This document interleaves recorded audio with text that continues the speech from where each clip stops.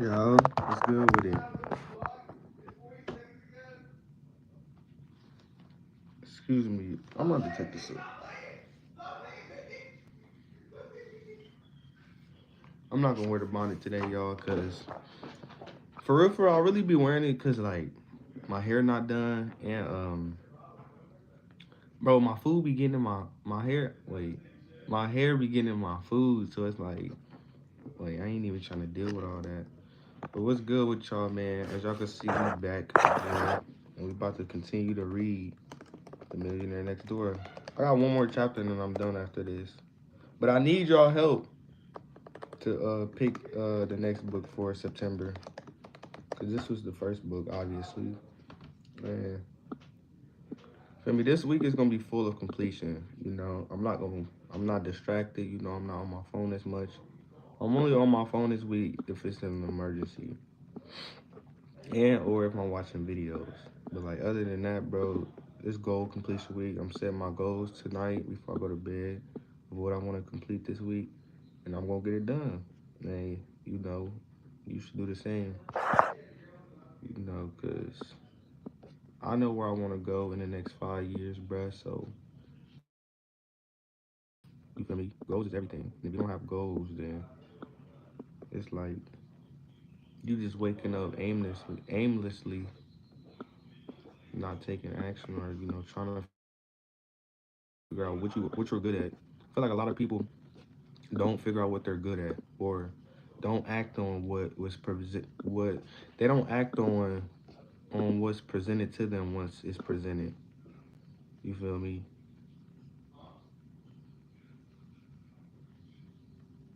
They don't act on it. And, it's up to you to act. You feel me? We Opportunities don't come to you. You go to the opportunity. Like I said yesterday on my live, like opportunities come every day. It's just about the perspective of it. You gotta have that perspective. How can this interaction benefit me? That's what you should be thinking like when you come upon something that you aren't sure about. But I ain't finna talk it like I did last night. I feel like I said not enough, but I said some words that you can just think about. Uh, um, I'm about to read, but I'm probably gonna be getting up like max 2 times because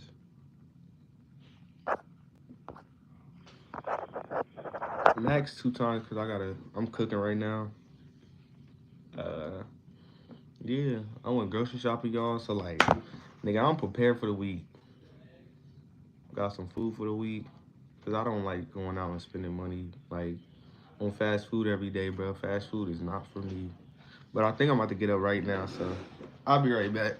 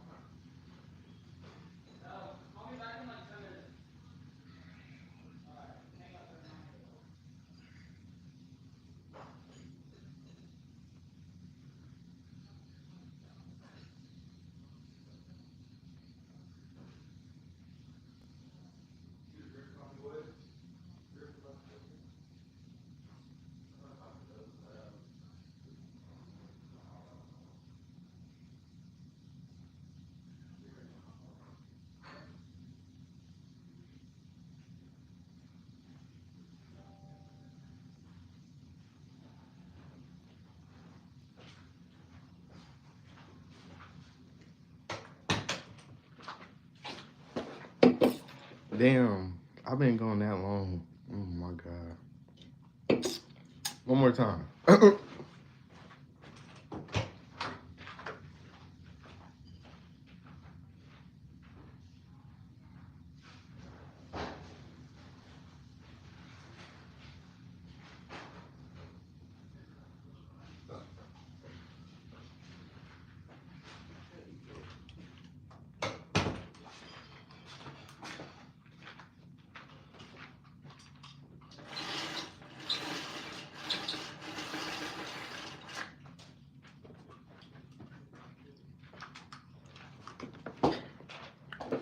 All right.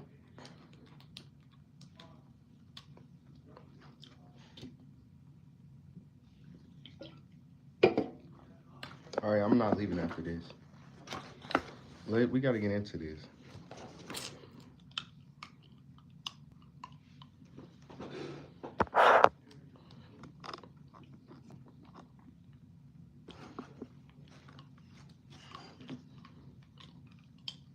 How y'all doing now?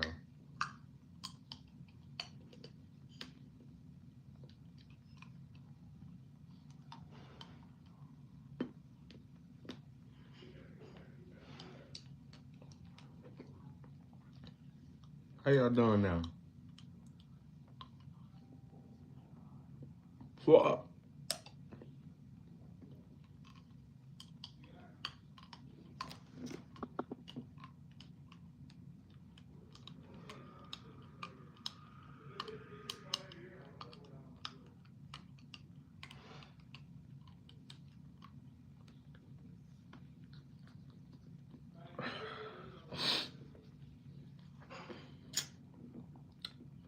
I'm trying to make sure everything on my damn teeth, bro. My teeth is like my number one thing.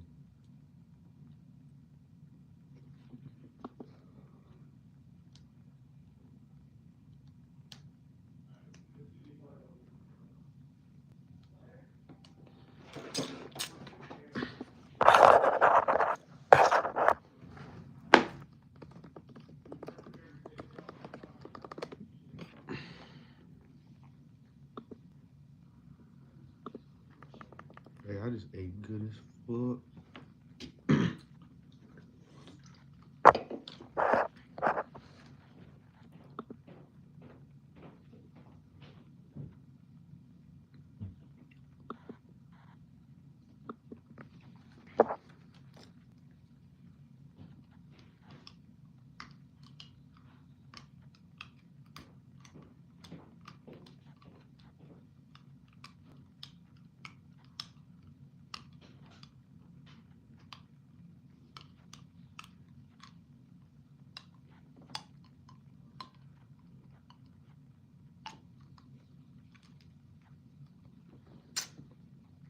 Lost your teeth, guys.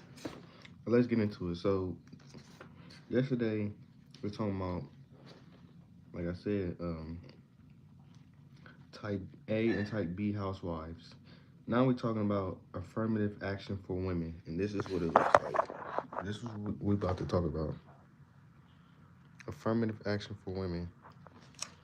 I mean, because the chapter is called this.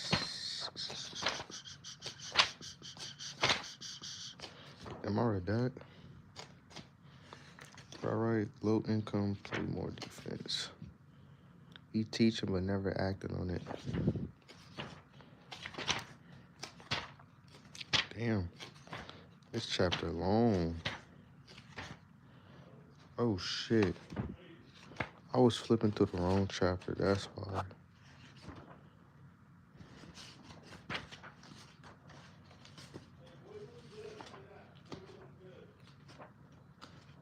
Hold up, y'all, my fault. I'm tweaking. All right, this the chapter that I'm reading.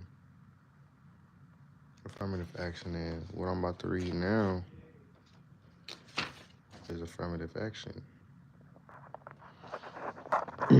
Actually, what we about to read now. So let's get into it.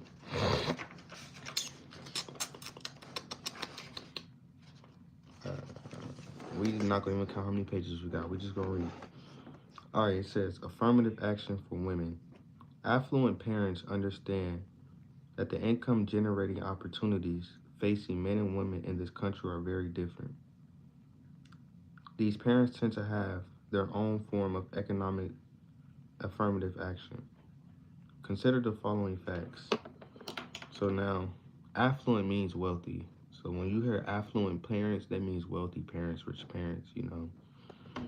It says women account for 46% of the workers in this country, but represent fewer than 20% of the individuals who earn $100,000 or more annually. In 1980, fewer than 40,000 women had incomes of $100,000 or more. That's in 1980. In 1995, approximately 400,000 women were in this income category. Damn.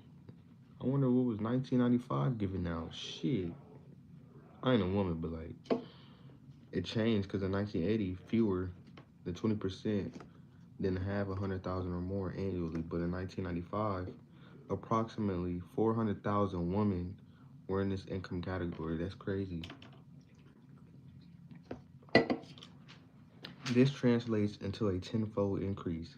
By the year 2000, more than 600,000 women will have incomes in a six-figure or higher range. What?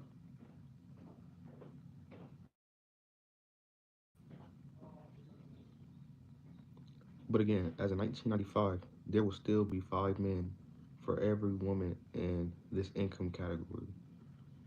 Women have made significant progress in regard to the proportion who graduate from professional schools. In 1970, for example, only 8.4% of the medical stu-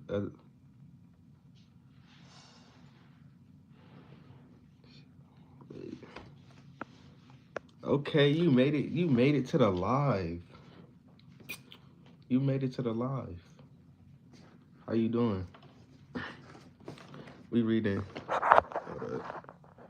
This is what we reading. Make sure y'all liking the live. Give it a thumbs up. This is what we reading. Hey, I'm gonna need help. Arya. I hope I didn't say that wrong. I'm confident that I didn't say it wrong though. I need help picking my next book for this month. So after I get done with this, you feel me? I'm gonna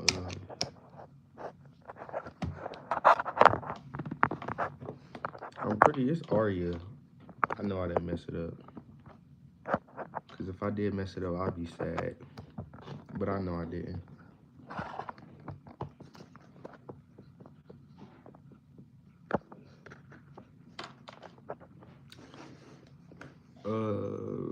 Mm, mm, mm, mm. Let's get back into it. Hold up. All right, I'm gonna just reread what I just read.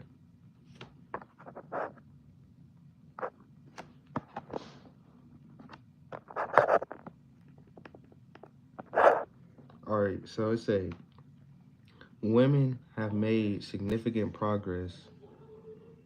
Women have made significant progress in regard to the proportion who graduate from professional schools.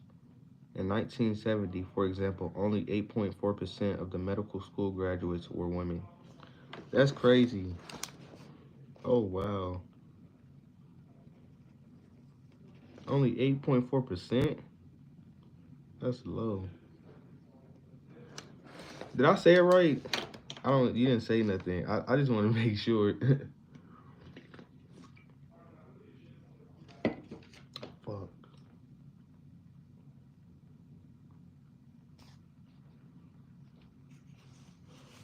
Yeah, me, I didn't know that. I knew it. I knew it. I knew it. I knew it. I knew it. I don't even know why I asked because I already knew I had got it right. But we need a little validation. But yeah, I didn't know this either. Only 8.4%. That's crazy. We gotta. That's crazy. This why I preach so much that people need to read because we don't know these things. But it says in 1995, nearly 40% were women. It says in 1970, women accounted for about 6% of all law school graduates. In 1995, they made up nearly 45%. Women be doing their thing. Give it up to the women. It says high status occupational title does not automatically translate into high income. However, a recent census headline stated earning gaps in 1995 still apparent even for professional degree holders. It says in this regard, women employed in professional occupations in 1995 earned only 49.2% of what men in professional occupations earned. For sure. I'm not gonna lie, Ari, last night it was slapping. Like it was so many people on this live last night. But my traction is getting up there. Like I'm gonna remember you for sure when it gets to like 100K, 200K, 300K. I'm gonna tell everybody that Arya was always on my live and she supported no matter what. She was keeping conversations. Like that's why I appreciate you for supporting.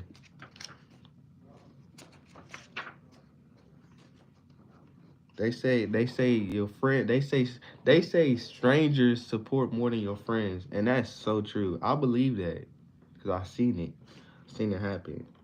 But let's keep going though. We got to keep learning. It say how do the salaries of men and women in high income producing occupations compare? So now they questioning how do the salaries of men and women in high income compare, right?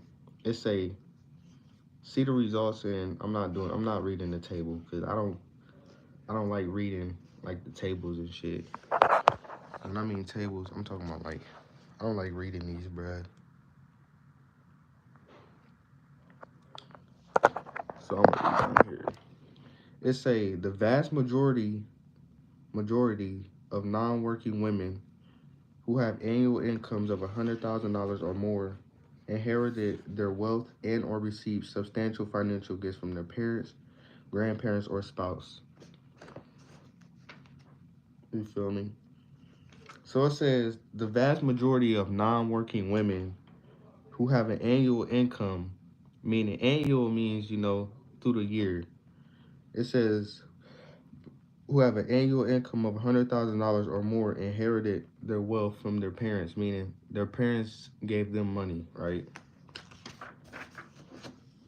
It says women own nearly one third of the small businesses in America. However, approximately two-thirds of these businesses have revenues under $50,000. Working women are more than four times more likely to leave the workplace than are working men. Wow, let's underline that because I feel that is important. Even though I'm not a woman, but it's still important. It says the objective data make it quite clear. In America, the odds are against women earning high incomes. Some of this variation in income can certainly be explained by biases in the economic marketplace. But biases alone do not fully explain the fact that there are five men for every one woman in the top 1% of the earned income distribution. Could it be that the tendency for the affluent parents to subsidize their daughters is helping to perpetuate this inequality? Oh my God. So it's basically saying, like, this is what it's basically saying. Because you know how, I don't know if y'all know, but like, they talk about inequality and wealth a lot in America, like in economics. They say inequality, meaning like, it's out of order with the wealth gap. It's like a big wealth gap, right? And they're saying right here that could it be that the parents that give their daughters money is that helping the inequality in America? Because you gotta understand, affluent parents, we talked about the estates yesterday. The estate is like um it's a it's where you can put your assets in. Your assets is when it increases in value, right? And a liability is when it's you don't get no type of dividend interest. That's a liability is not good, right? A liability and what's up with it? Who is this? What's up with it? So basically, I'm gonna I'm gonna I'm gonna explain it to the point where y'all can understand this, right? Because I say it all the time, like wealth is important. Like we gotta have wealth. You feel me? We all work wide. You feel me? For financial freedom. You feel me? Like we go to work every day to provide and to, do what we do. But the one thing we need to do is, build wealth. Have assets instead of liabilities.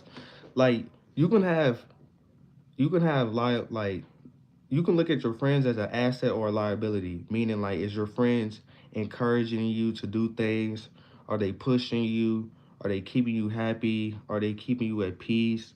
Are they the good qualities that a friend should have, that makes you grow as a person. A liability friend is a person that gossips all the time, that brings you down, that talks about that talks behind your back. That's a liability friend. So it's the same thing with assets. Like an asset, it grows right in value. It might not happen overnight, but it grows in value. And a liability doesn't grow. You feel me? So what the affluent parents do, they have estates. An estate is where they keep their assets, right? And with the estates, like I said yesterday, the governments they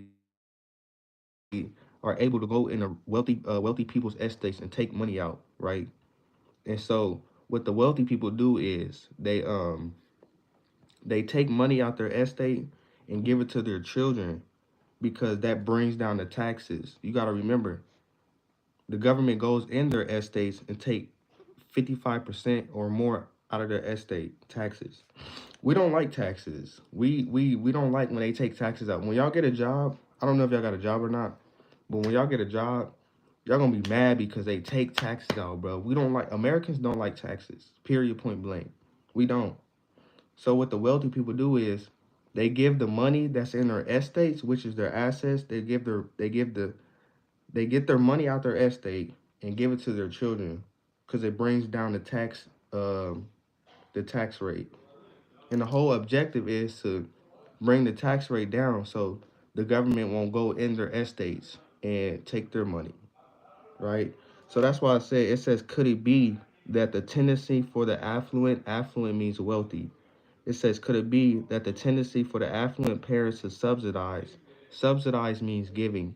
The government subsidize small businesses, meaning it gives small businesses money to build their small business to the ground up. So it says, could it be that the tendency for the affluent parents to subsidize their daughters, meaning give their daughters money, is helping to perpetuate this inequality? I don't know the word perpetuate. Like I heard of it, but I don't know what it means. But I'm about to know what it means in 5 seconds. Right? Perpetuate inequality. And remember when I said, if y'all don't know a word when y'all reading books, because I feel like people just read and they don't try to understand what it's saying. Go in the back, you feel me, and write down the definition. So this is how you build your vocab. You feel me? You will have people around you that be like, "Oh, you don't know that word?" It's like, why don't you help me understand the word instead of trying to criticize me for not knowing the word? That's a liability for that. That brings you down. We don't need to be around people that bring you down. It's we already live in a world that's messed up. Why try to mess me up even more? I'm trying to, you know, y'all understand. But hold up real quick, cause I'm about to make sure y'all get this, cause this is important, especially if you desire like financial freedom. We all don't want to work forever. I'm a firm believer that we wasn't put on here to work. The work need us. We don't need to work. For real. Just imagine, bro, if everybody didn't go to work tomorrow, them corporations is going down. Yeah, I appreciate that. I appreciate that for real. Are you a day one for real? Put a smile on my face. All right, so we about to we know what perpetuate me now. Perpetuate. That was loud. But so what I do is right, cause and I'm about to go on a little rant. Um, the reason I don't like the schools because they teach everybody the same way. People are different. We need to understand ways of learning in our language, meaning like that you can understand. Like I'm a hands-on person. You know, teachers aren't hands-on with you, so you don't understand. So I'm saying this to say like when I get on Google, right? I don't like Google either. Like when they give me definitions. Like I don't understand some of these definitions. So I find a definition that's really, I can remember. You feel me? So I go with the easiest one. They be saying these big words. I grow up hearing big words, so that's why my vocab isn't as big. But that's why I tell y'all like, don't look at what is, look at the potential. Meaning, if you go down a shitty neighborhood and you look at all the houses and you be like, damn, them houses is dirty, they never gonna change. Like, don't look at it as it is. Look at what it can be. Meaning, in the next few years, that can be like the new Beverly Hills or, um, whatever them fancy places out in this world. Don't look at what is. Look at what can be. Look at the potential. When you have potential in something, it's in value, like an asset, right? So, hold up.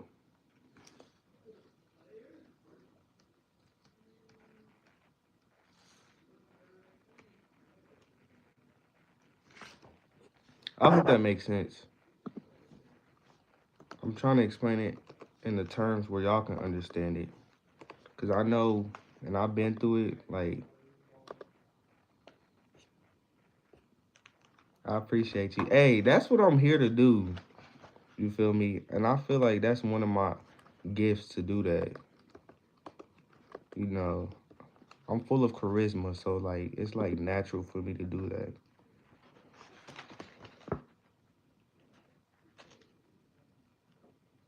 All I want to do is just inspire and educate. Cause like once you got education, y'all, like it turns into money. It might not turn into money overnight, but eventually it will. You feel me?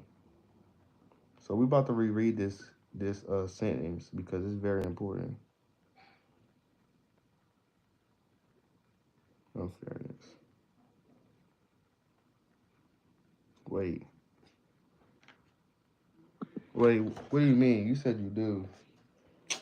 God damn! I lost the page.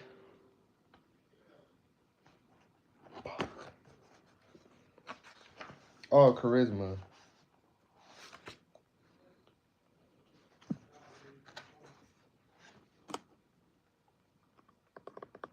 Yeah, I'm staying on top of my stuff with this YouTube, as far as like sharing knowledge.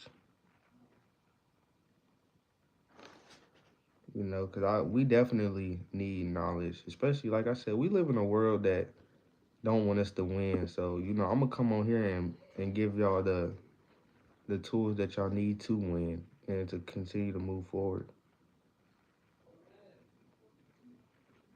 No, we didn't lose it. I got it because I wanted to get the definitions. All right, so look, I'm gonna reread it again. It's a could it be that the tendency for the affluent parents to subsidize their daughters is helping to carry on this unfairness? So they saying are these wealthy people carrying on this inequality in this wealth gap? Because it says that these wealthy people are giving their daughters money, and are they saying is that helping the inequality in the wealth gap? But we're gonna keep reading. It says daughters of wealthy couples tend not to have careers of their own. I'm gonna reread that again. It says daughters of the wealthy couples tend to not have careers of their own. You might be like, why don't these wealthy daughters have careers of their own? It says, in the past 20 years, the affluent population has typically been composed of one type of household. More than 80% have been married couples with children in which the wife did not work full time. What message did this send to the daughters of such couples? Ooh, let's see where this is going. Simply stated, mother did not work, so perhaps I should not work. It is difficult to argue with such logic. The traditional affluent family system does, in fact, function quite well. Affluent couples have a divorce rate that is less than half the norm. Oh my God. I didn't know that. I'm about to go over it though. What I just read. So it makes sense on why the wealthy daughters don't work. Because they seen a mom not work. That's just like if you were a person every day and you see them doing something, you gonna end up doing it because you're with them every day. That's just like if the mom is not working, if a wealthy mom is not working and that daughter see the mom not working, what do you think the daughter's gonna do when she get older? Not work because she's seeing her wealthy mom not work. So that's like if somebody see me reading a book every day, they're eventually going to read a book because they trying to figure out why is this guy always reading a book? Like it got to be something in here. He can't just be reading the book for no reason. You feel me? So that's why I say wealthy daughters tend to not have careers because the mom barely worked, so they think it's okay. You feel me? And they say it says wealthy couples have they say wealthy couples have a divorce rate that's less than the norm. Cause y'all know people usually get divorced within 3 years. You know, they get married 1 year. Next they got two more years left until they not together. But it said wealthy couples have a divorce rate that is less than the norm. The norm meaning less than the population in this world. That's crazy. I did not know that. And they said the system that they run in their house, it says it do work, right? It says the father works, it says the mother mothers and does everything else for her family. System is very often copied by the female products of such marriage. Many affluent parents actually encourage their daughters not to work. I don't think personally, like because the journey that I'm on, to build on my wealth and my financial freedom, I'm gonna definitely recommend working to my kids whenever I have them. But I'm young, so like I'm thinking about my kids, even though I don't have kids, but like I know how I'm gonna move. I'm gonna tell them about investing. I'm gonna tell them about reading, so they can build their minds and be disciplined and be bigger as they can be. You know,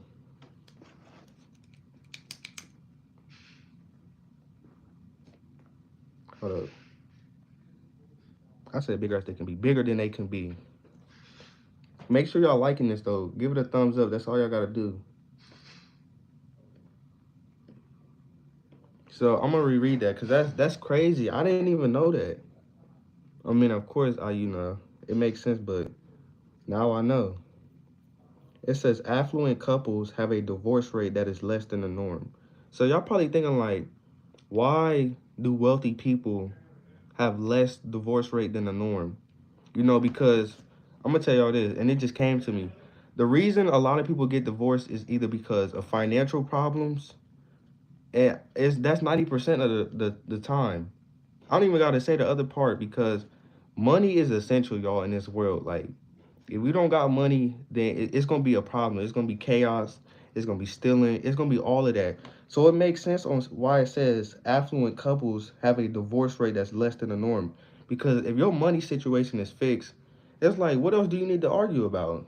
Because we over here battling back and forth with each other about how we gonna pay the bills, how we gonna pay this mortgage off, this lease off, this car note off, these credit card debts. It's all this.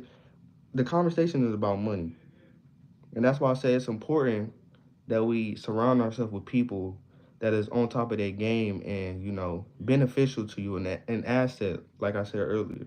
You need to be around people that are assets to you.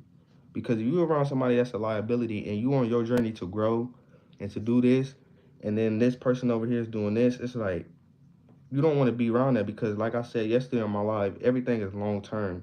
But like we try to, you feel me, worry about the short term, but then it's really the long term vision that really matters.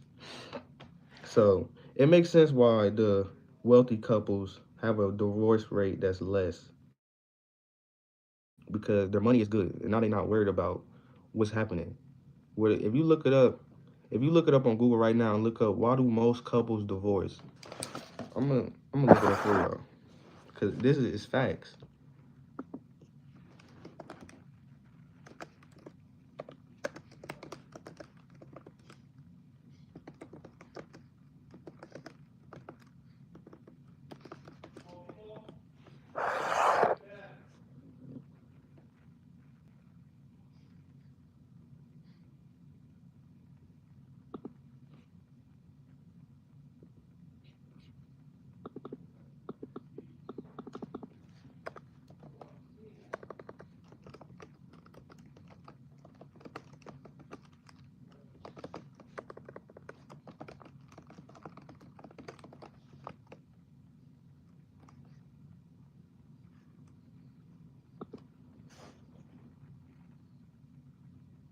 See, it's 41%, y'all. That's crazy.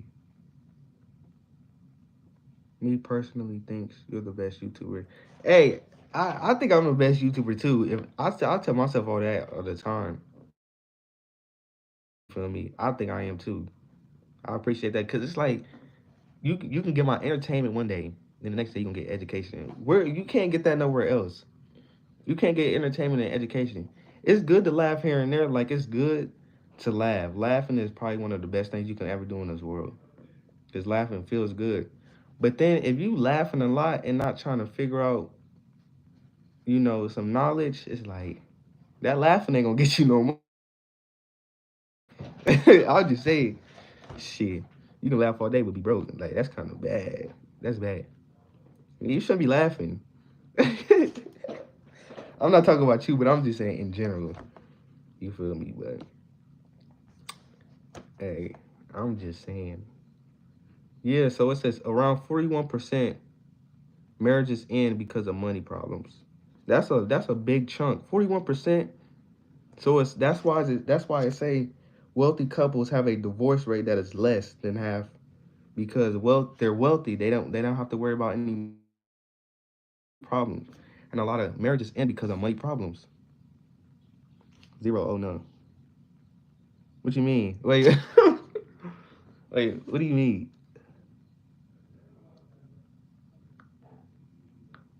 What do you mean? Zero. Oh no.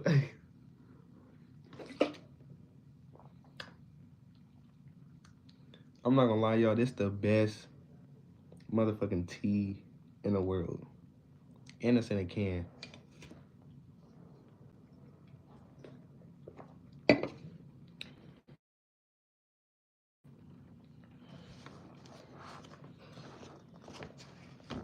All right, let's keep going. So we know. So we know. Oh, I love that one too. It's the best. That shit make me. Oh, let's keep reading. It says the father works, the mothers.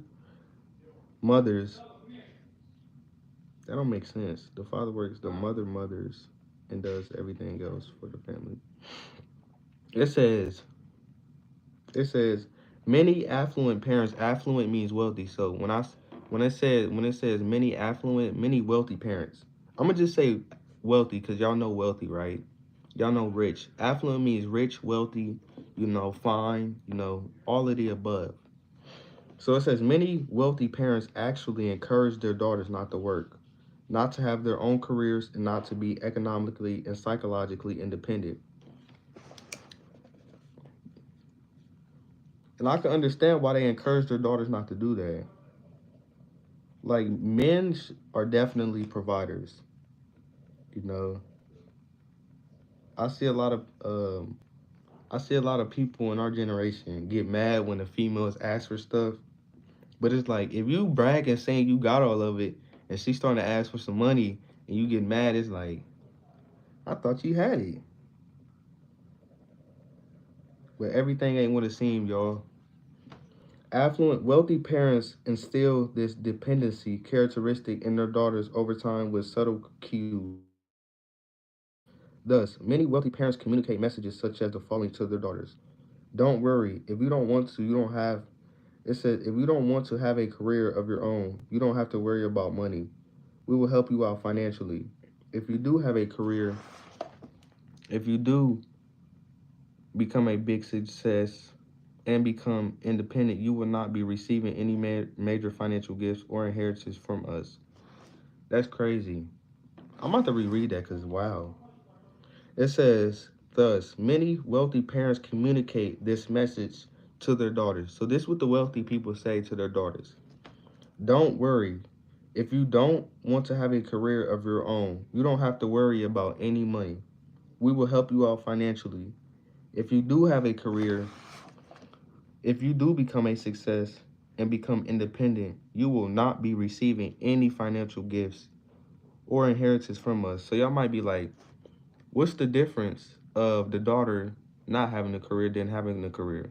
Because if the wealthy parents can see that the daughter can be independent and actually successfully independent and economically well, she don't need money from them because obviously the daughter can do it on her own. But it also gives the daughter a choice that if the daughter don't want a career, the wealthy parents said, you don't have to worry about anything financially. We will help you, right? So at the end of it, it's a win-win situation for the daughter, but it's different for the men because men are supposed to be providers. So it's different, you know. So this is new. This is the new section we're reading. We're still on the same chapter, but like just a new section. So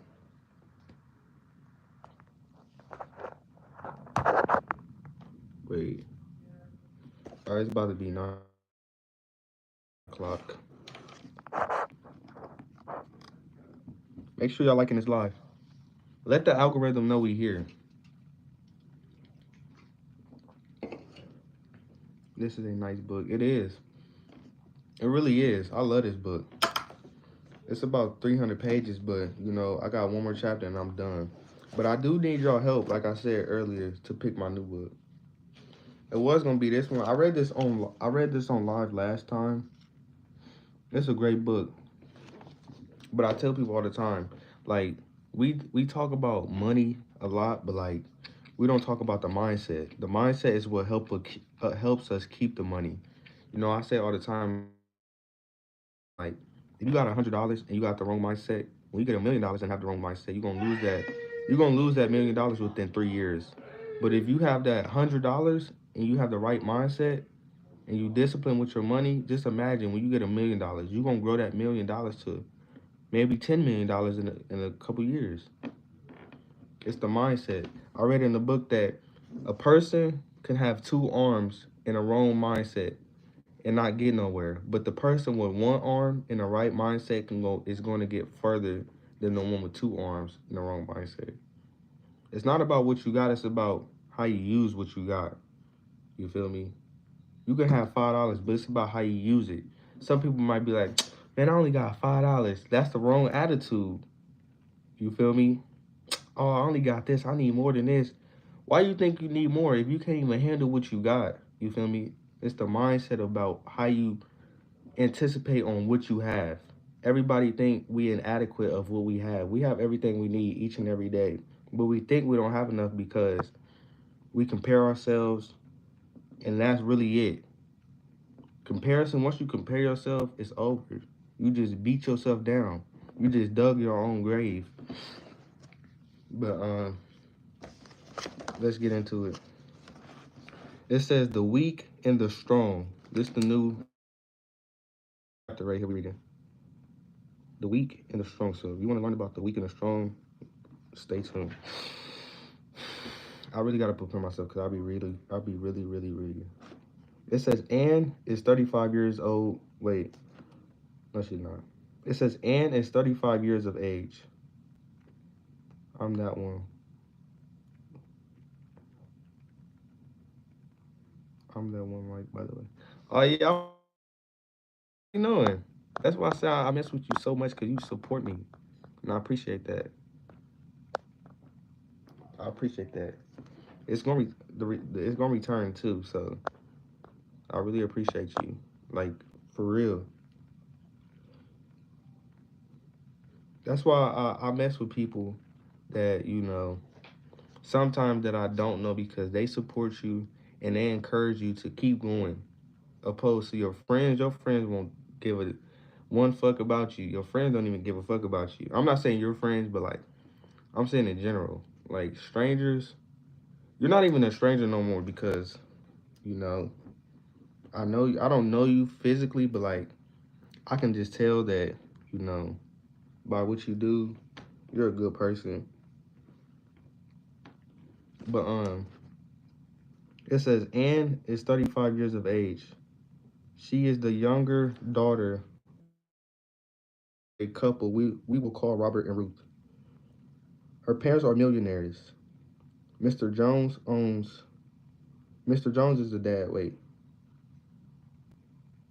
she is the younger daughter. Oh, okay. Ruth is the mom and Robert is the dad. Her parents are millionaires, right? And Anne is 35. I already know where this story about to go. I haven't read it, but something just tell me I know where it's going to. But I'm still reading. It says Anne is 35 years of age. She is the younger daughter of a couple we will call Robert and Ruth. Her parents are millionaires. Mr. Jones owns and operates several businesses in the distribution industry.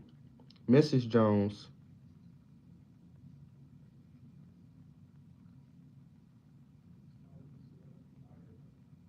I'm so confused right now. Let's keep reading. Miss Jones is a traditional housewife. She never completed college and has never been employed outside the home. She is, however, active in several noble causes in her community.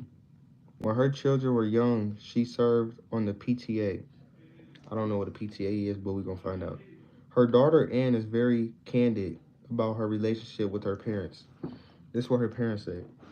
It will be so easy to take money from my parents for the house, for private school tuition, but it always comes with strings. My sister Beth, age 37, learned that she does not need, it says she does not lead her own life. She has learned that the dole comes with a price. Do it mother's way, right?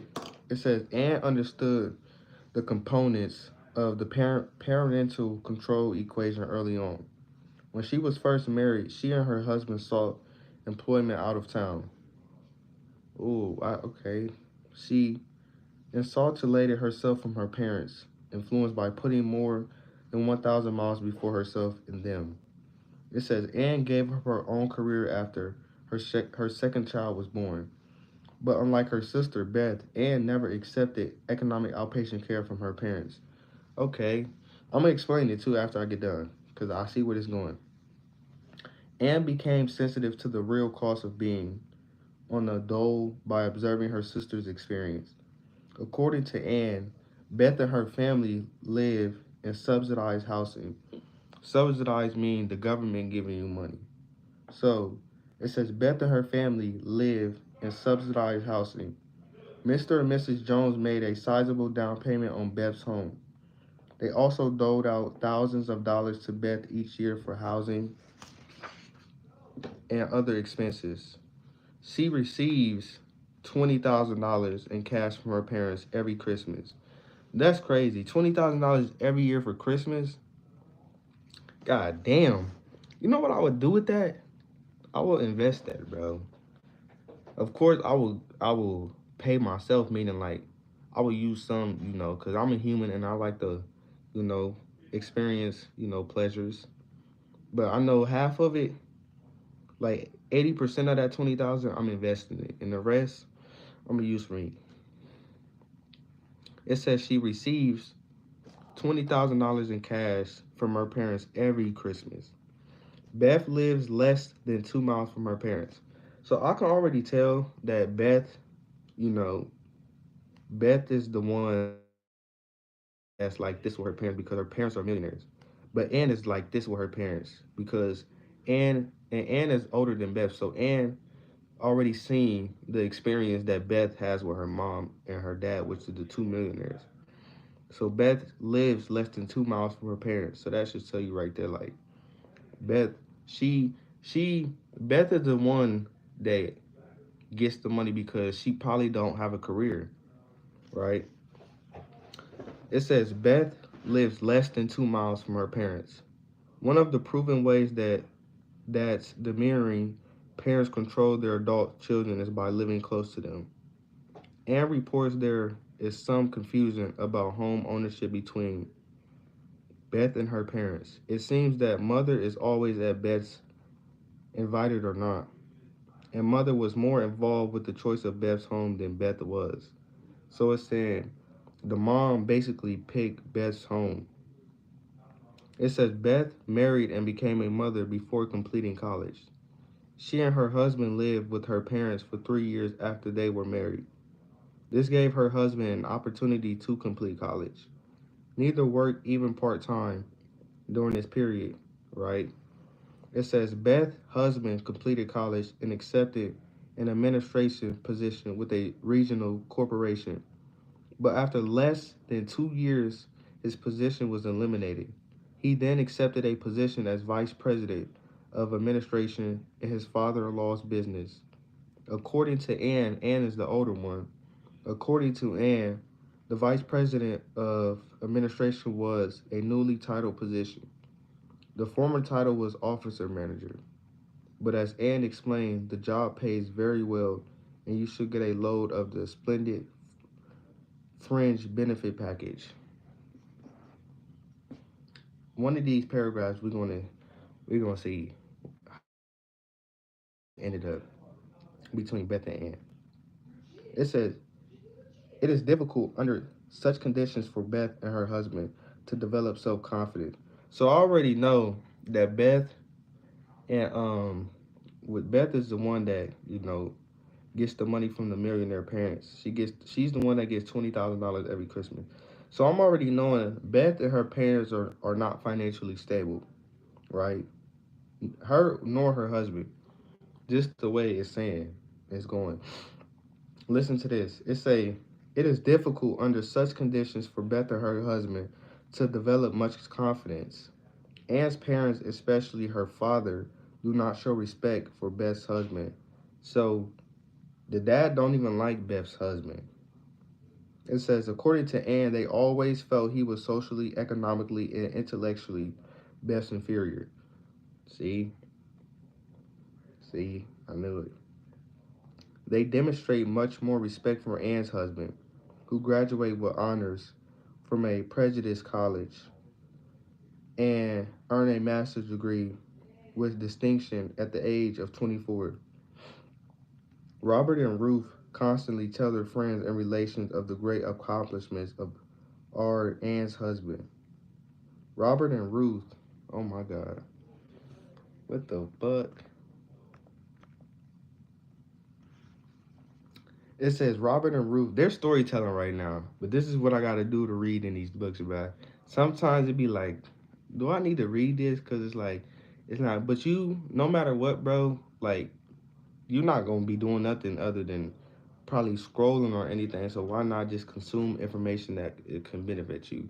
Cause I'm thinking in my head like, what the fuck? But like these storytellers really can help you. So when you encounter, experiences like this, you can be like, oh, this is Beth. This is a Beth because there is a lot of Beths and Beth's husbands. Meaning like there's a lot of people in this world that are like Beth and Ann. So it's good to still read these because I be like, Lord help me.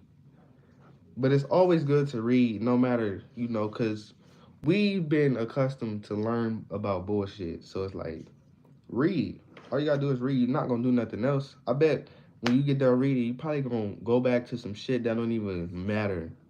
I'm just saying in general, right? It says Ruth and her. It says Robert and Ruth rolled out the red carpet for Anne's future husband for the first time he paid them a visit. So it looks like, right, exactly. It looks like Robert, which is the dad, the millionaire dad, likes Ann's husband way more than Beth's husband. Because it said Robert and Ruth rolled out the red carpet for Ann's future husband the first time they met. So instantly they like, oh, I like Ann's husband. And I'm like, why does the millionaire parents like Ann's husband? Because you got to think, Beth and Ann, their mom and dad are the millionaires. So it says they rolled out the red carpet for Ann's husband the first time because Ann's husband, you know, finished his master's degree. You know, he accomplished more things opposed to Beth's husband. You know, he had finished college. You know, and they think that Beth's husband is not good for Beth because of his accomplishments. So just like that, in a real life experience, if y'all have any boyfriend or girlfriends, and you know they're not benefiting you financially, you know your parents might not even like them as much as they like your sister's husband or girlfriend. So that's what I'm saying. It's good to read, even though if you be like, bro, why am I reading this? Like I can apply this. You can apply anything you learn from a book. Period. Point blank. You might not think it's not important, but like you're gonna experience this one. You're gonna experience a Beth husband one day. You feel me? So that's why I say like either way, read. Cause listen what it says. It says Robert and Ruth, which are the millionaire parents. It says rolled out the red carpet for Ann's future husband the first time he paid them a visit. They were very impressed with his academic credentials. Ann reported that during this brief stay, Beth's husband, then a brother with his then a brother. It says Beth's husband, then a boarder with his in-laws, acted much like a waiter. It says father-in-law Robert would direct his son-in-law to mix and serve drinks and snacks. For example, after several cocktails one evening, Robert referred to his son-in-law as a bozo. That's fuck. That is so fuck. Like, god damn. That's fuck. Robert referred to his son-in-law as a bozo.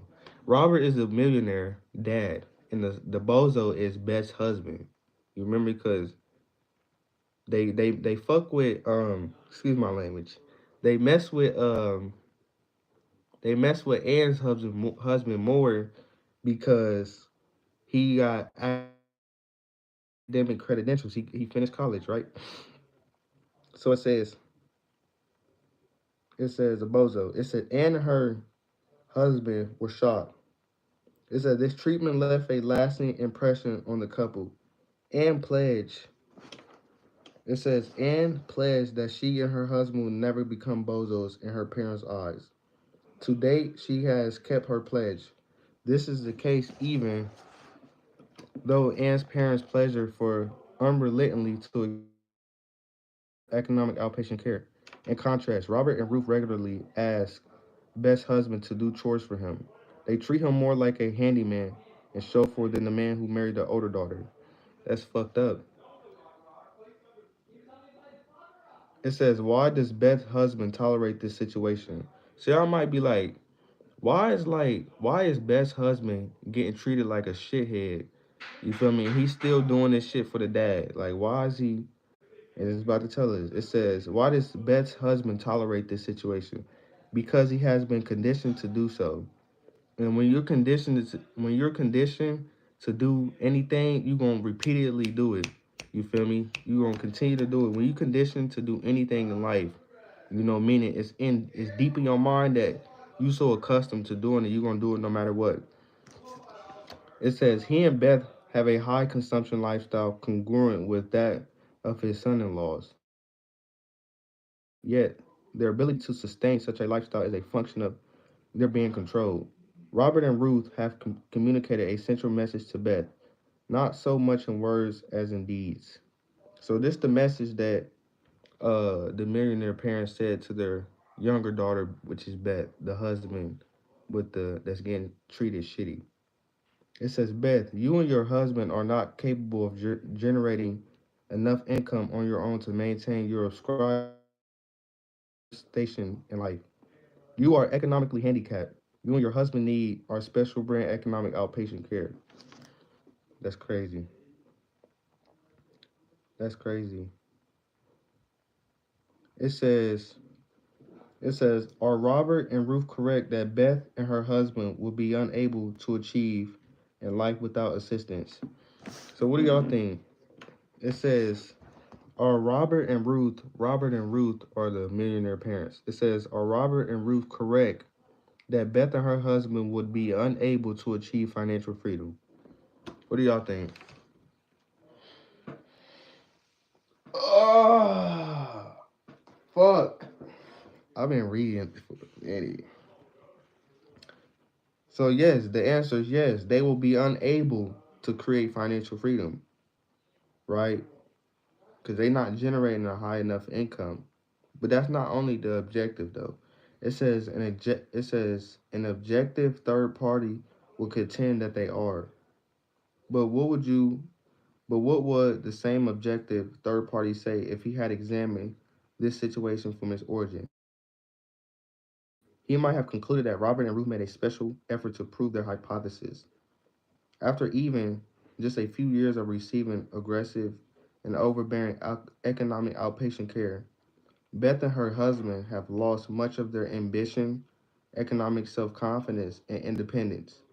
No one will ever know if this couple could have functioned productively on its own.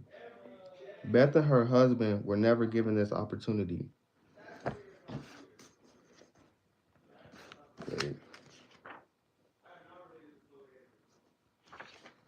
It says the role of enlightened parents is. Uh, it says the role of the. It says the role of enlightened parents is to strengthen the weak. Oh, so that makes sense. The role of the parents is to strengthen the weak. So what that means is like if you're weak, meaning like financially weak, the role of your parents is to build you up to become stronger. That's why that's why it says that this is the chapter. But this what it say. Where's that?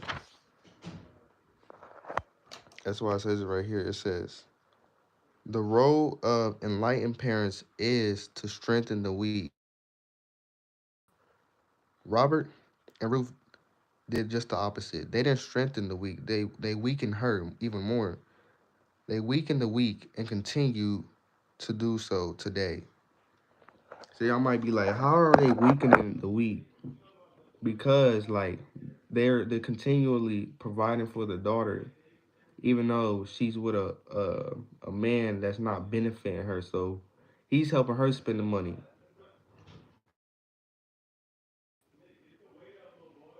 Barco, you better flush that toilet. Pissing in my bathroom. It says that, not surprisingly, they never appreciated their role in causing much of the dependency Beth and her husband experience today. Today, Anne has some resentment, even bitterness towards her parents. She holds them responsible for creating the economic and emotional dependency that her sister and brother-in-law must deal with every day. Damn, that's facts. It says Anne has learned much from Beth and her husband experiences. Anne is especially sensitive about her parents' role in up upspringing control of her sister's children. In them, the mistake of the past are likely to be repeated. Anne can only wish that her parents had followed some simple rules about raising children to be independent. They can't now, but Anne can. It's never too late for her. Anne will never allow her parents to control any portion of her life or the lives of her husband and children. So we done with that one. Moral of the story is, you know, uh, Robert and Ruth weakened their children, weakened Beth because they were providing with her. They provided her with so much capital, which is money. They provided her with so much money that it weakened her even more, right? So that's why it's called weaken the weak, or the weak and the strong. So the weak one was Beth, and the strong one was Anne. That's why Anne didn't like that because she didn't like how her parents were doing that to her younger sister. So that's that.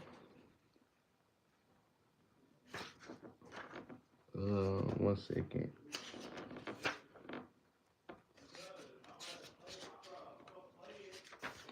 Ooh, ooh. I'm telling y'all, like, bro, for sure, no problem, no problem, no problem,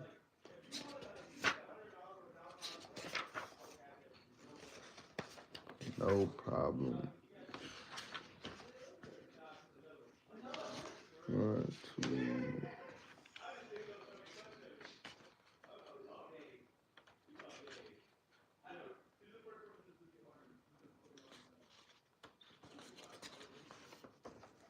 Yeah, so that's basically that part of that book. Well, yeah, because it's not good to always provide money to your kids. I don't have any kids, but like learning from this, it's not always good because now when you're done providing for them, they're gonna somehow have to start providing for themselves. But like if you don't build structure in your kids on how to be independent, then they won't know what independency is. You know, is we all need to learn how to be independent. You know, because that helps us grow even more. Like I moved out of my hometown. Um, I moved out of my hometown last month. You know, and it's uncomfortable moving out of town, like from your hometown is very uncomfortable. You're not used to it, and it can be scary because you don't know nobody. You got like 4 people you know up here. I don't know nobody yet, but I only been here for like 4 weeks. You feel me? I'm in Texas, Dallas, Texas, one of the biggest cities, and we just need to learn how to be independent, cause then we don't have to depend on nobody, right? You feel me? And it's like it could be scary, but like you gotta think of it like it's gonna be beneficial. You feel me? It's gonna be beneficial, so do it. I learned from this mentor, right? He said, let life touch you. Meaning like don't run from nothing. What part? What part? But I learned like let life touch you. We be trying to run from life. When life is really life is helping us. Like it's for our greatest good. It's not trying to harm us and no shit. Like I don't think we was put on here to get hurt. You feel me? Like I'm definitely believe that we were on here for our greatest good. But you know, it's all about how you look at shit. Remember I said about the attitude. You can have $100, 3 or 6. Yeah, you damn near don't even probably remember that. That's a minute ago. I can't wait to read one of this one book to y'all, bruh. This one book, oh my god. I got it in 2023. I read it 3 times already. It was that good. Like I got some great. I can't wait to share all these books to y'all, cause it's gonna be that one book that changed our life. And y'all gonna be like, damn, I'm glad I got on this live and read this. We'll listen to it, and I'm gonna make sure that y'all know, y'all like understand it at least, cause I want y'all to understand it, cause it's important. Cause if I just read and just float through the pages, it's like, bro, I'm not even making sure y'all understand it. That would be like pointless for me to read the book. So that's why I gotta like stop and pause and break it down so y'all can understand what the book is trying to say. That's why I said like you can use each lesson in this book in real life. But uh, I'm trying to see which page because I read this one.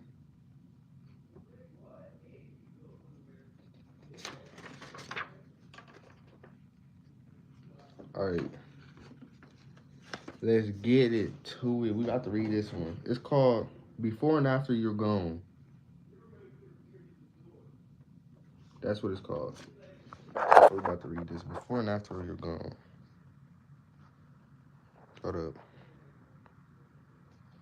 It says before and after you're gone.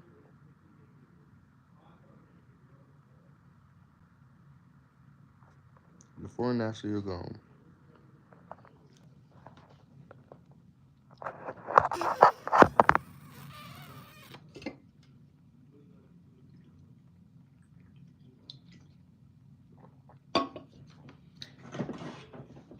Hold up.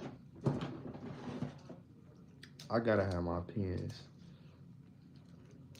I love pens, bro. I'm gonna show y'all my favorite pens.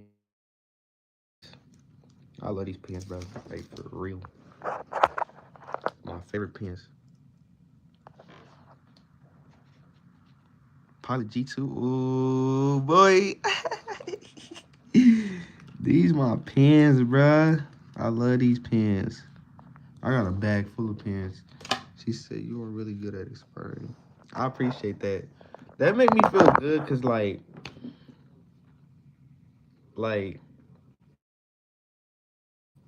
I feel like that's what like I'm here to do.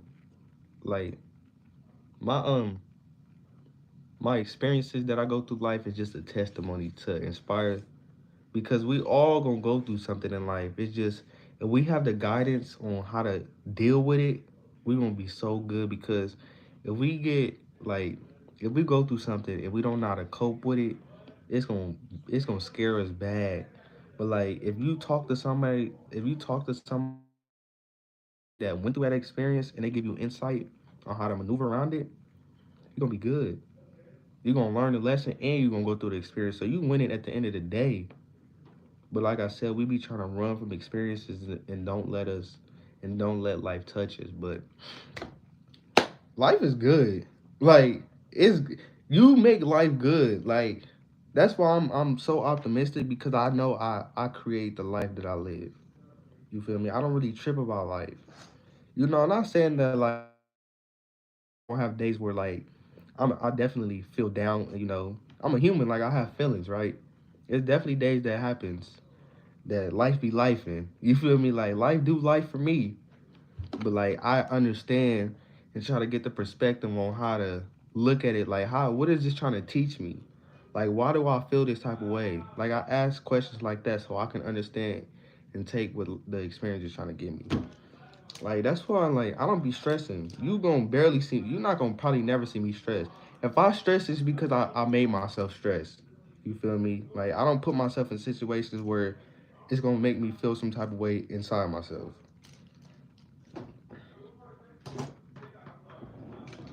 Like this ain't you know, people be like, I be smiling outside, but I'm really hurt inside. Like that's not with me. Like this smile is just a smile from my soul. Like this is my soul smiling, and you just see it in the physical form.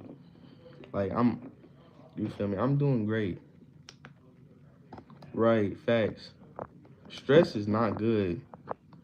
It's not. It's only gonna make you get gray hair. You only gonna get gray hair if you stressing. You feel me?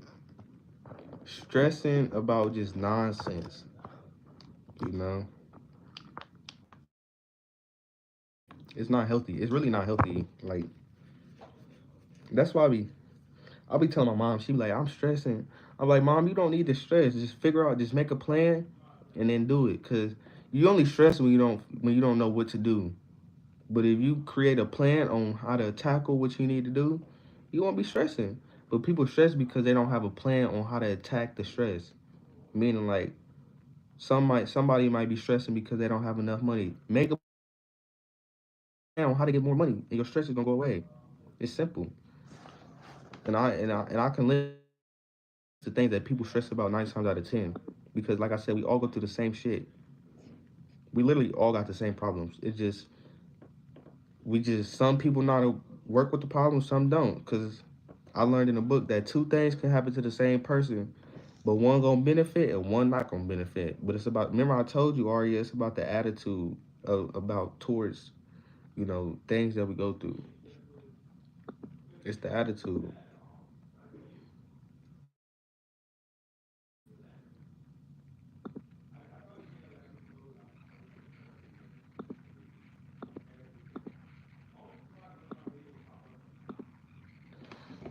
All right, I'm gonna read this and I'm gonna get off here. Cause I gotta get up at 8 in the morning, bruh. I gotta get up at 8 in the morning. Like, god damn. I'm not a morning guy, bro. I don't like doing that shit. That shit is for the birds. That literally, that's for the birds. Like, I don't like getting up like in the morning. I get a lot of work done at night,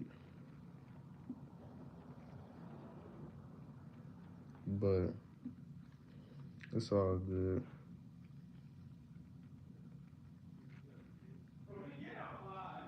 Yeah, it's shitty. The morning, like, bro, let me sleep. Leave me alone. Like, oh my god.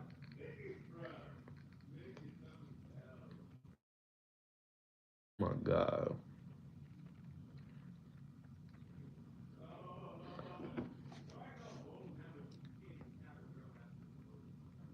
Oh god damn.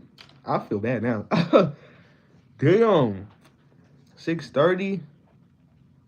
I'm still asleep. Sheesh. Sheesh. I feel bad. God damn. 6:30 is wild. Like that's damn near dangerous. It's like nah. That's crazy though. Like 6:30, I will cry every morning I wake up. No cap. I will cry. I don't want to go. Leave me alone. For real. Bro, I can put a bracelet. My hair is that long. My hair never used to be this long, bruh. I never would have thought. What the fuck? Oh hell nah. I can do that. I can do that with my hair. She said I cried too. I bet. For real. I cry the same way, bruh. That shit dead. I'll be crying this. Man, I'll cry myself back to sleep.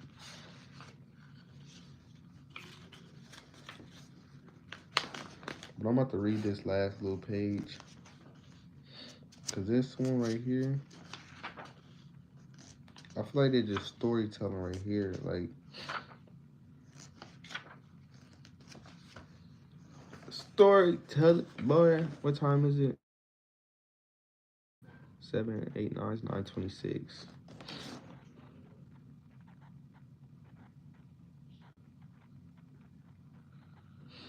It says, before and after you're gone. That's the new script we're reading. It says, for one of our focus group interviews, we asked a recruiter to supply us with 8 to 10 millionaires for the 3 hour session. All were supposed to be PAWs and to have a minimum of $3 million in net worth. We also instructed our recruiter that the millionaires had to be 65 years or older. Oh my God. It said each was to receive $200 for participating. 2 days before the interview, 9 millionaires had been recruited. But on the morning of the interview, our recruiter telephoned to tell us that one of them would not be able to participate. The recruiter said that she would likely be able to find a substitute. Just an hour before the interview, the recruiter telephoned us again to say she had found a 62-year-old recruit. He was a business owner with a high income, but he did not fit the strict definition of a PAW. A PAW is, a person that builds wealth. That's what PAW stands for. A UAW is a person that does not build wealth. So when y'all hear PAW, and UAW. Just think PAWs build wealth, which is have assets. UAWs doesn't have assets. An asset is when it up in value. A liability is when it don't go up in value. That's how you think of asset and liability. It says, nevertheless, we agreed to include him. The decision proved fortunate. The substitute respondent, Mr. Andrews, was not told beforehand that the other respondents were affluent, which means wealthy. Perhaps that was why he took the lead in bragging about how he was very well off financially. In reality, Mr. Andrews had a high income but relatively small net worth. He was a classic UAW.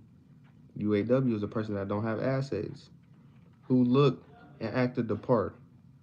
He wore gold bracelets on each wrist and had an expensive looking diamond encrusted watch and several rings. When Mr. Andrews began telling the group his story, he excluded confidence. Confidence is key. If you're scared to do something, you just got to do it. I read in the book, but I'll refer to books a lot because I learned. I was a person that didn't know, and now I know. I don't know everything because if you think you know everything, you're gonna stop learning, and you always want to learn. You want to learn every day. That should be your number one focus, to learn something new. A lot of people try to block out learning something, but you gotta learn. We always consume social media, and it's not teaching us nothing. So we gotta consume information that's beneficial. And confidence is key. Confidence will take you on the top of the Egyptian pyramids. For real. For real. Just keep the confidence is in you. You just gotta bring it out. Don't think you don't have any confidence, because you got all the confidence you need. You just need to bring it out. All right, let's get it. It says, after 3 hours of talking with 8 wiser men, his demeanor changed. His confidence seemed to deteriorate as the interview progressed. We believe Mr. Andrews and the intergenerational distribution of wealth. Mr. Andrews told us that he was already well off and had already achieved his financial goals. But when questioned, he cannot articulate his goals. A major part of his plan was to earn a high income. He always assumed that most of the other parts of his financial plans would take care of themselves. We have interviewed many UAWs like Mr. Andrew. No matter how we asked them, no matter how we asked them about their financial goals, their response are predictable. Do you know how many celebrities live in my neighborhood? I make a lot of money. I live 2 houses away from a rock star. My daughter married a guy who earns a tremendous income. What do UAWs such as Mr. Andrews tend to emphasize in telling us about themselves? Their income, consumption habits, and status facts, right? UAWs is something you don't want to be. Just because you're making a lot of money don't mean that you're financially set. It's what your net worth is. What's your net worth? It don't matter. You can make $100,000 a year. You feel me? And you got to think. We live in a consumption based society, so that $100,000 a year you make, you probably funding your high consumption lifestyle. So you're not really you making $100,000, but like you're not benefiting off that $100,000.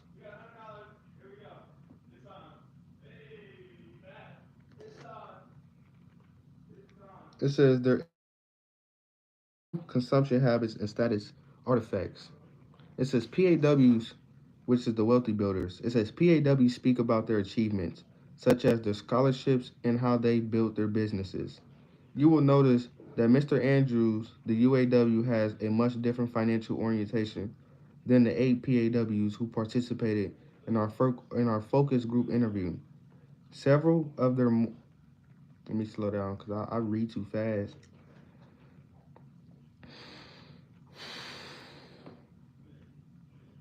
It says several of the more senior respondents reflected on their experiences in an unusual great detail. We don't think this information would have flowed so easily if it had not been for the initial comments made by Mr. Andrews.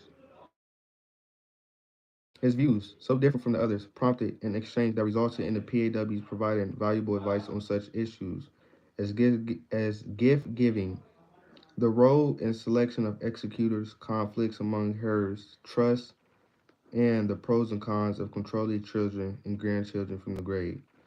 We begin our interview by asking, would you tell would you first tell us something about yourself? It says, I'm Martin. I am married, same wife for 41 years. I have three children.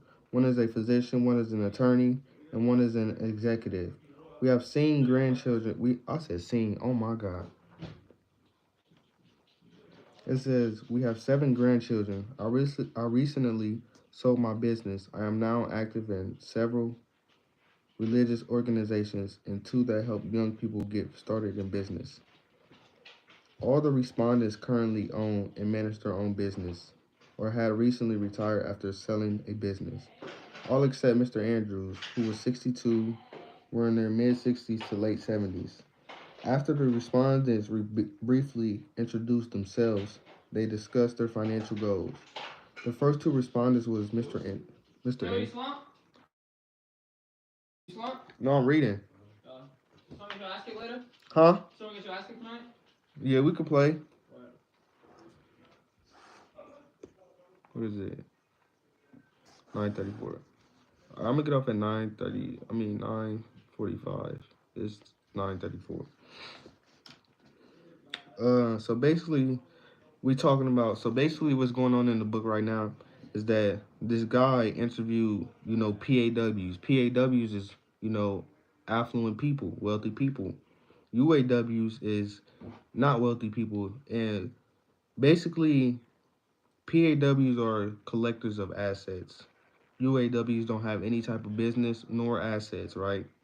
And so they interview um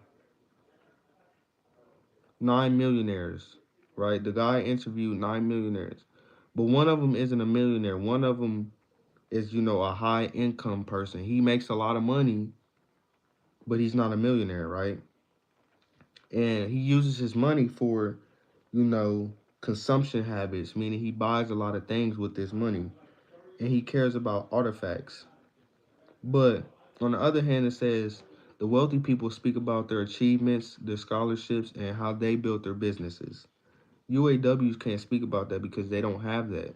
They just only thing they have is high income, and that's not always good, right? Because some people use their high income just to fulfill their their high lifestyle that they live, right? Even though they know, see, look, people get a lot of money. People get a lot of money and they spend it, right? They spend all their money and they don't get no return on it, right?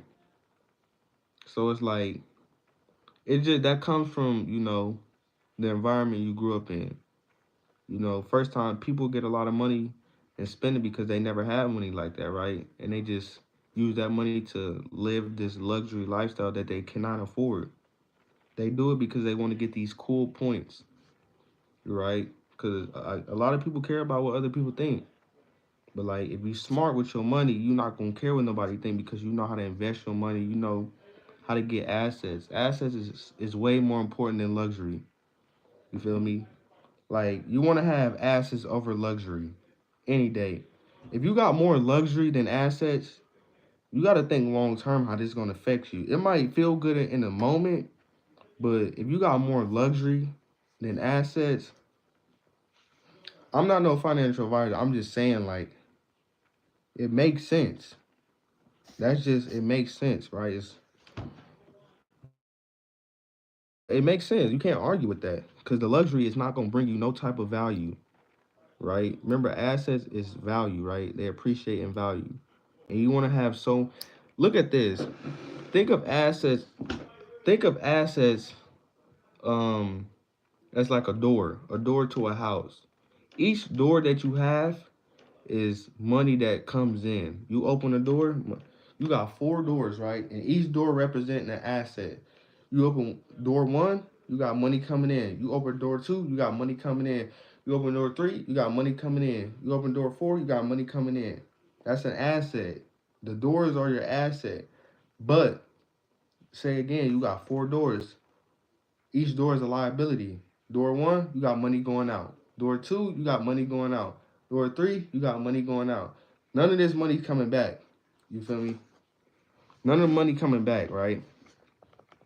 So you wanna build money to the point where you can make it in your sleep. And you might be like, how can I make money in my sleep? There's a lot of ways you can do this. There's a lot of ways I did it. And I started that journey in 2021. You feel me? I was 19. So yeah, that's when I started my financial journey. When I was 19, that was almost 2 years ago. You feel me? So you want to have financial doors. That's what we're gonna call them. And each door you want to appreciate and value. That's important because money is important. If you're around people that's encouraging you to spend money, you better hope they be there when you broke. You better hope. Cause how you gonna help me spend money, but then when I'm broke, you're not gonna help me get it? Like, don't encourage me on to spend my money. Like, that's not good. I don't even want to get started on that. Uh, but yeah, that's what we're talking about so far, right? It's this one. It's 9 millionaires that they interviewed, but one of them is not a millionaire. He just makes a lot of money, right? It says Mr. Andrews discussed his current gifts giving and how his wealth would be distributed in the future. It says, I have a son-in-law who is a physician. Another is an attorney. They are well-off high-income generators. They are both in high tax brackets. They don't need my money. But their wives, my girls, my daughters, do. They are spenders. Of course, I have always spoiled them rotten, and I'm paying for it now.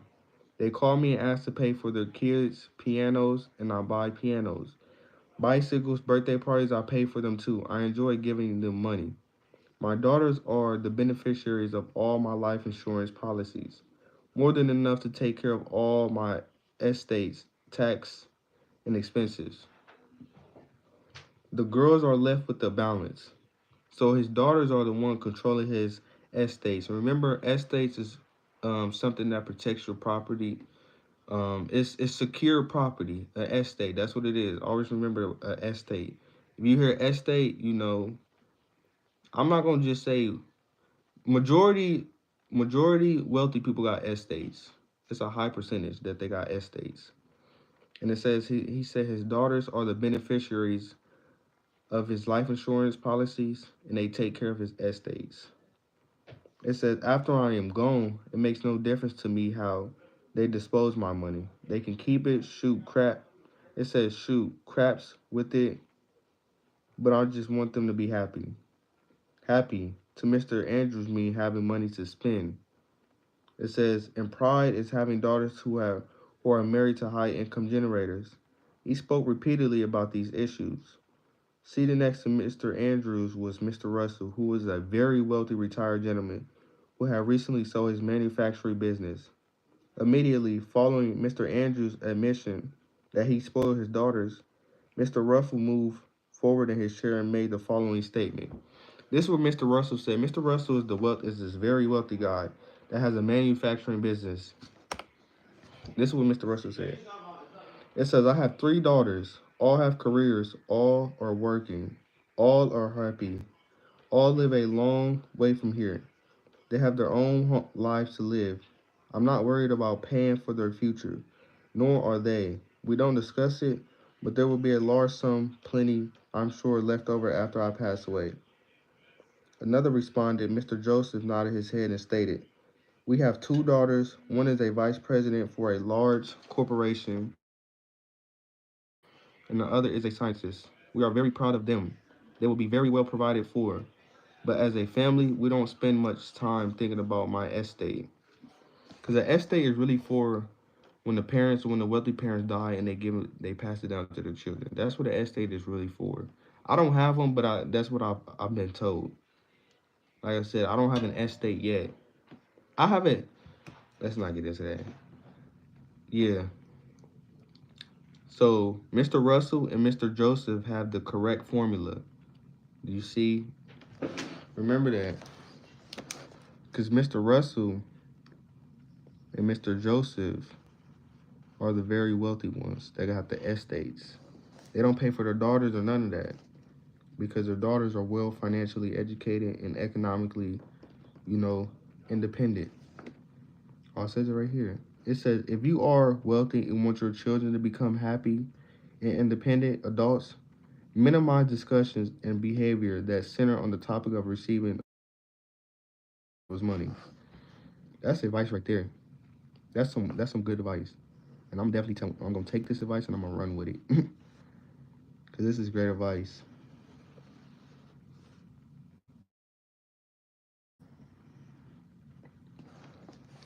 It says if you are wealthy and want your children to become happy and independent adults, minimize discussions and behavior that center on the topic of receiving other people's money. Following these statements, one of the other respondents asked Mr. Andrew about the disposition of his business. His comments generated a series of interesting remarks from the more senior members of the group.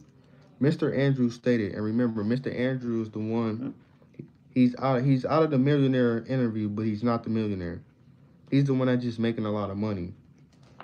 It says all the money I've been making in my business, I dedicate to my daughters and their children.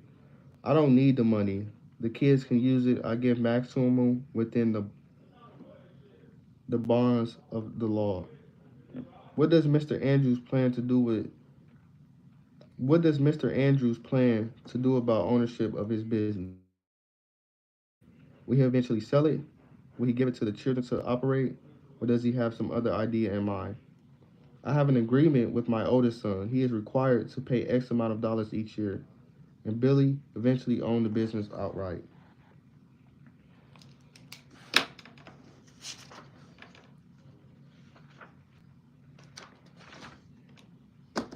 And that's it for me. So what we can learn from what we just pertaining, Ann and Beth. Remember, Ann and Beth are the sisters of the affluent parents, and the parents didn't mess with uh Beth's husband because he wasn't economically you know good for Beth, which is the younger sister, and Ann was the older sister, and Robert and Ruth messed with they messed with Ann's dad. I mean, they messed with Ann's husband way more because he was financially stable. He had a degree. You feel me? But Ann didn't like the way that they treated Beth growing up because now, when the parents are gone, Beth is gonna be financially independent. Damn, they pay a dividend of $3. What? Damn. Yeah, so that's about Beth and them. So we don't want to be like Beth. And what we just read about um the 9 millionaires that they interviewed, right? Well, one of them wasn't a millionaire. One just made a lot of money, and we read about how, you know, they don't really discuss about money, but their estate is really for when the parents die. The wealthy people, they estate for their children, so they can have money for their future, right? Let me make sure I covered all of it.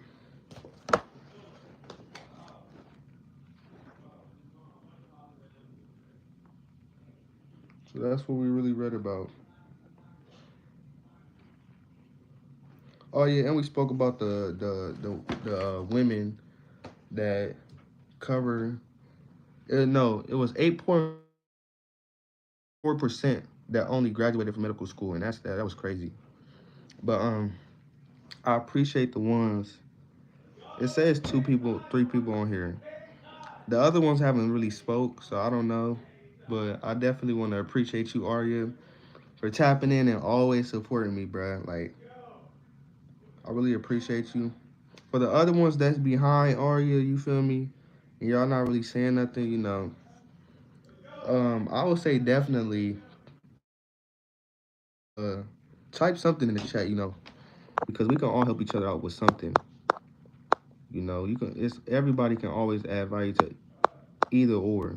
Even though if you think you don't have nothing to say, you know, always say something because it can go a long way.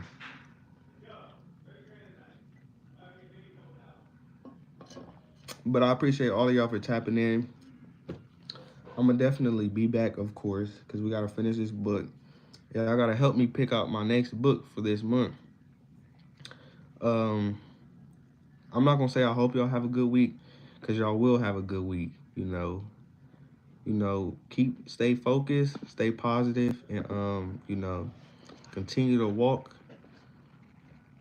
Keep knocking for these opportunities and continue to grow. And be positive. You feel me? There's no point to be negative to anybody. Even if somebody negative to you, they always say be negative, reciprocate, but it's like it's pointless because being negative is not gonna benefit you. You feel me? So, like I said, I appreciate y'all for real. Like, and we're gonna continue to grow this channel. And we're gonna continue to educate, inspire, and take action and see where that go. But I'm about to get situated because I gotta get up at. I don't have to get up. No, no, no, no. I gotta get up at 7. I said 8. I gotta beat her at 8. Shit. Oh yeah, I'm going to sleep, y'all.